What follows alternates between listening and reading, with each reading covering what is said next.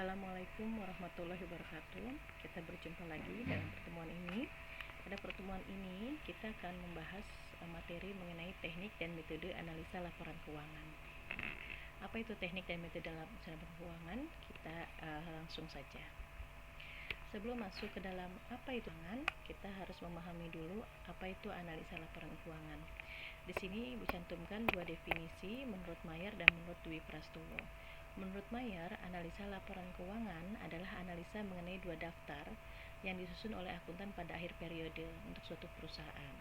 Sementara menurut Dwi Prastowo, analisa laporan keuangan adalah penguraian suatu pokok atas bagian dari suatu laporan keuangan, serta hubungannya antar bagian untuk memperoleh pengertian secara keseluruhan.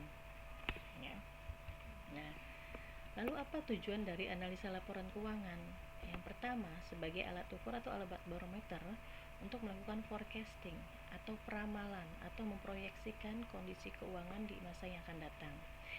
Yang kedua, mereview kondisi keuangan pada saat ini. Lalu apa saja permasalahan yang dialami oleh manajemen maupun operasional dan keuangan perusahaan. Yang ketiga, alat ukur untuk melakukan efisiensi di semua departemen perusahaan. Berikutnya, faktor-faktor apa saja yang dipertimbangkan dalam analisa? Yang pertama adalah likuiditas, solvabilitas, rentabilitas, dan stabilitas usaha. Apa masing-masing dari definisi ini? Kita akan jelaskan satu persatu. Yang pertama adalah likuiditas. Likuiditas adalah faktor yang menunjukkan kemampuan perusahaan untuk membayar hutang jangka pendeknya atau hutang lancarnya. Likuiditas ini dikategorikan jadi dua. Sebuah perusahaan dikatakan liquid jika memiliki aset lancar lebih besar dari hutang lancar.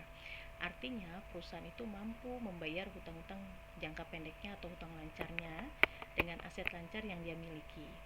Sementara illiquid adalah jika hutang lancarnya lebih besar dari aset lancarnya. Artinya perusahaan tidak mampu membayar hutang-hutang jangka pendeknya dikarenakan aset lancar yang dimilikinya lebih sedikit dari hutang lancarnya. Berikutnya, solvabilitas.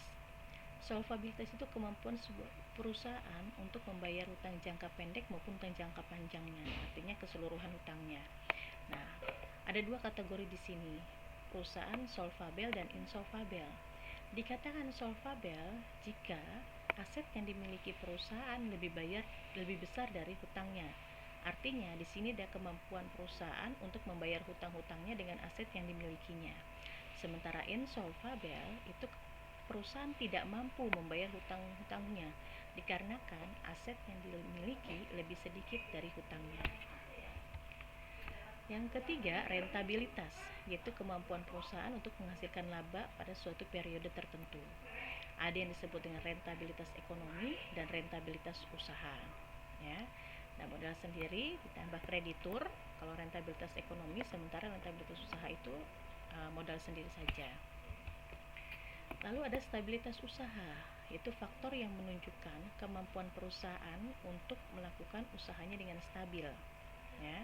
Stabil ini tidak hanya 1 tahun, tapi kontinuitas atau berkelanjutan selama tahun-tahun berikutnya. Perusahaan dikatakan stabil jika perusahaan mampu membayar bunga, mampu membayar hutang, dan mampu membayar dividennya.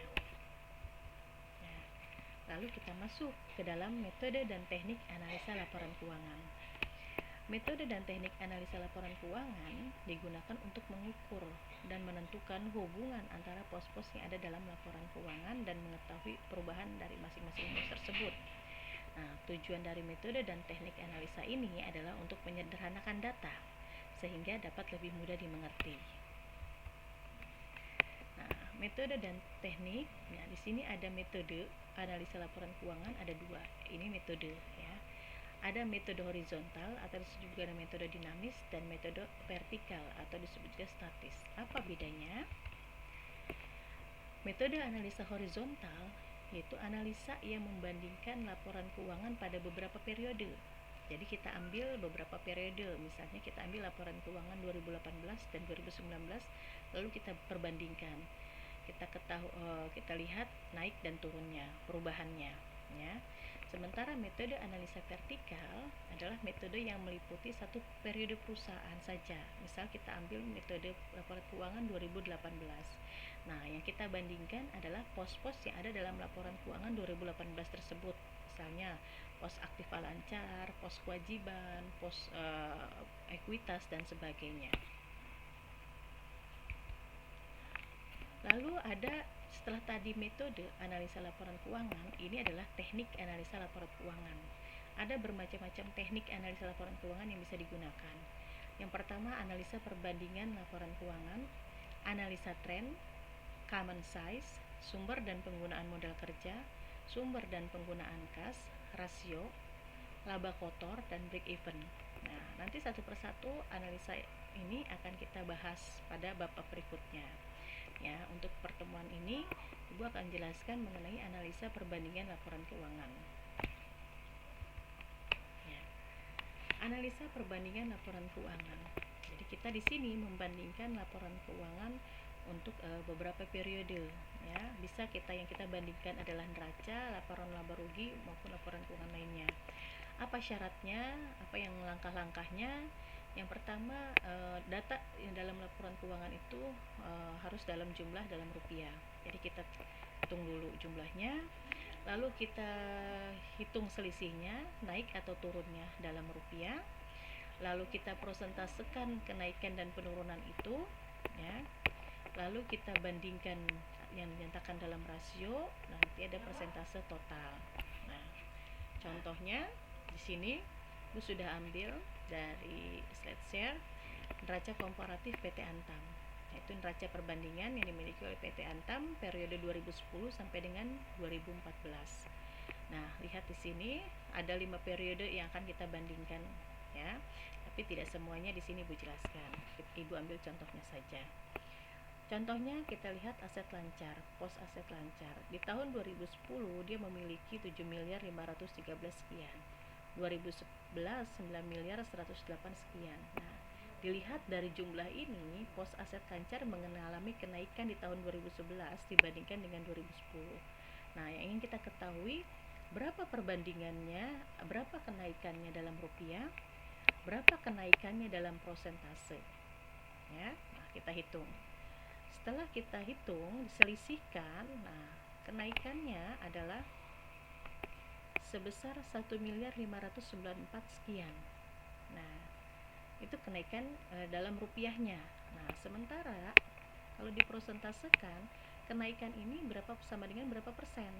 Nah, didapat 21,22%. Caranya dari mana?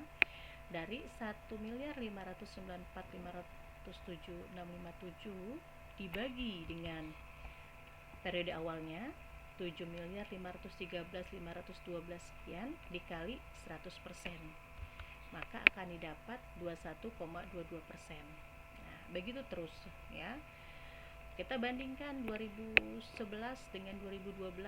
Nah, maka kita lihat laporan keuangan untuk aset lancar 2011 di sini dengan 2012. Nah, di mana mengalami penurunan di tahun 2012. Nah, kita selisihkan dulu berapa penurunannya. Ya, itu berarti itu adalah jumlah dalam rupiah. Nah, lalu kita prosentasekan berapa persen penurunannya itu. Caranya sama dengan seperti tadi kita menghitung perbandingan 2010 dengan 2012. Nah, setelah dihitung semuanya, didapatlah hasil sebagai berikut. Nah, lalu ini baru data ya, berupa angka. Kalau kita sajikan ini ke dalam pada pemakai laporan keuangan, tidak semuanya mengerti. Oleh karena itu perlu kita analisa, lalu kita terjemahkan, kita interpretasikan ya melalui kata-kata agar lebih mudah dimengerti oleh para pemakai laporan keuangan. Apa sih maksudnya angka-angka ini? Nah, itu maksud dari analisa laporan keuangan, menginterpretasikan sebuah data-data angka sehingga bisa lebih mudah dimengerti. Nah, ternyata dari hasil perhitungan data angka ini, aset lancar PT Antam dari tahun 2010 ke tahun 2011 mengalami peningkatan sebesar 21,22%, tetapi mengalami penurunan. Lihat persentasenya, minus 16, minus 7, dan minus 10. Minus